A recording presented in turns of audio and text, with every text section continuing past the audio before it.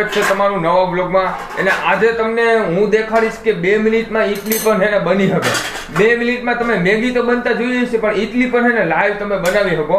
મારા મમ્મીએ બનાવી એટલે હું તમને આજે દેખાડી કે 2 મિનિટમાં પણ એને ઈડલી બની શકે. કાંઈ હાથો નાખવાની જરૂર નથી, કાંઈ પલાળવાની જરૂર નથી, ડાયરેક્ટ એને ઈડલી તમે 2 મિનિટમાં બનાવી શકો. જો એ આવી ઈડલી થઈ છે મમ્મી, આ કેટલી મિનિટમાં બની ગઈ? 5 થી 10 મિનિટ જ થઈ ને. ડાયરેક્ટ ઇન્સ્ટન્ટ છે ને ઈડલી આપણે બનાવી શકીએ. મમ્મી એમાં શું જરૂરત પડી એ તો કહી દે જરીક. હે આયા આ બાજુ જોઈને બોલ ને. રવો, છાશ, ઈનો, મીઠું, સ્વાદ માટે થોડુંક જીરું નાખ્યું, કોથમરી નાખી, એને ડાયરેક્ટ ઈડલી થઈ ગઈ ને. બે જાતની ચટણી, સંભાર. હા જો આ 2 જાતની ચટણી પણ બનાવી છે. અને અમારે કાલની દાળ વધી હતી તો એ દાળને હે ને સંભારમાં કન્વર્ટ કરી નાખી. એટલે હું અહીંયા દાળ ઉકારું છું અત્યારે. જોવો આ દાળ છે એને ડાયરેક્ટ અમે કન્વર્ટ કરી નાખી, કારણ કે અમે વેસ્ટેજ માલ જવા ના દઈ, એને પાછું ઉપયોગ લઈ લેવાય એટલે આપણે કંઈક કામ આવે. કારણ કે થોડું વિચારીએ ને તો આમ થોડું આપણે થઈ જાય કે ભાઈ કાંઈક આ વસ્તુમાંથી નીકળી શકે, એટલે આપણે પરફેક્ટ રીતના કરી શકીએ. હા એટલે જો હવે ઈડલી પણ બની ગઈ છે મસ્ત. મય ભાઈ એક ચાખવા તો દે. હવે સારી બનાવે. પાછું એને શોપીસ બહુ કરે મારી મમ્મી. એમ ડાયરેક્ટ કેમ કે શોપીસ આમ ડેકોરેશન બહુ કરી નાખે, ગાળો પરબારું કરી નાખે. જો ડેકોરેશન બહુ ગમે. એક મને ચાખવા દે કેવી થઈ રેસીપી જોઉં ને, એક ચાખવા તો દે. રેસીપી 2 વાગ્યાની આવે ને, હા ઈ ટીવી પર ચાખવા દે મને.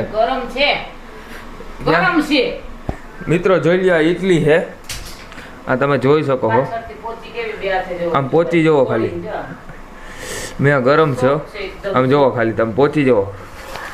એટલે ખરેખર 2 મિનિટમાં પણ ઈડલી બની શકે. હવે આ વસ્તુ તમે ના જોઈ ને તો તમે કઈ ટ્રાય કરી લેજો. કોઈને પણ બનાવી હોય ને ખબર મેં એમાં રવો કેટલો જોઈએ?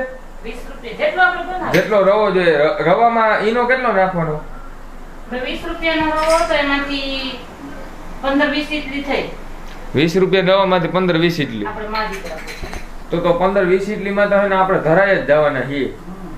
એને જોવો અહીંયા દાળ ઉકળે છે. કાલે દાળ ભાત કર્યા હતા તો તમને ખબર જ છે કે સંભાર બનાવવા માટે ને દાળની જરૂર પડે.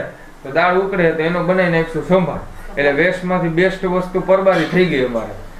એટલે ઈડલી બની ગઈ છે. હવે ભેગી સાઈડમાં કેરી છે, 2 જાતની ચટણી છે. અને હું ચટણી તો ખાતો નથી, હું ખાલી તેલ જ ખાઉં. મને એને બહુ મસાલાવાળું ના ભાવે, કારણ કે એ પછી એસિડિટી થાય એવું ના મજા આવે.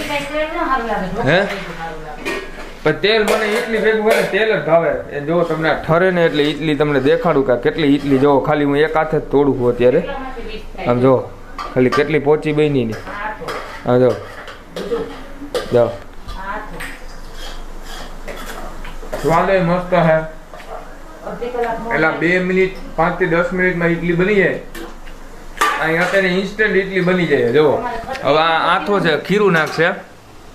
હવે અહીંયા ઈડલી મૂકી દે. હા છાશમાં અડધી કલાક વેલો આથો નાખ દો. કેવી સોફ્ટ ખટી મીઠી બને, સરસ સોફ્ટ બને. ઈડલી તો સફેદ જ હોય જો કે. હા પણ મને આ થોડુંક ડેકોરેશન કરવાનો શોખ.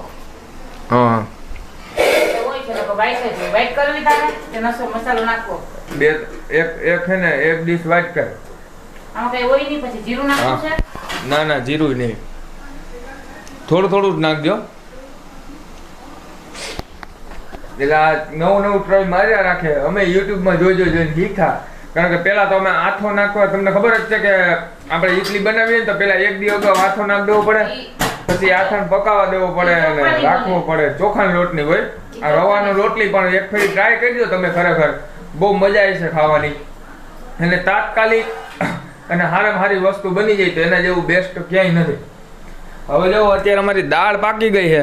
ખોટો ટાઈમ પાસ નથી કરવો. મને લાગી બહુ ભૂખ તો બહુ હમણાં જો થોડીક વારમાં ઈડલી ખાઈ લેવાની છે. અને મસ્ત બની ગઈ છે. સ્પેશિયલી ઈડલી માટે જ અમે બ્લોગ બનાવ્યો હતો કે જો હવે તાત્કાલિક રીતના છે ને ઈડલી પણ બની શકે. તમે ઘરે ટ્રાય કરી લેજો.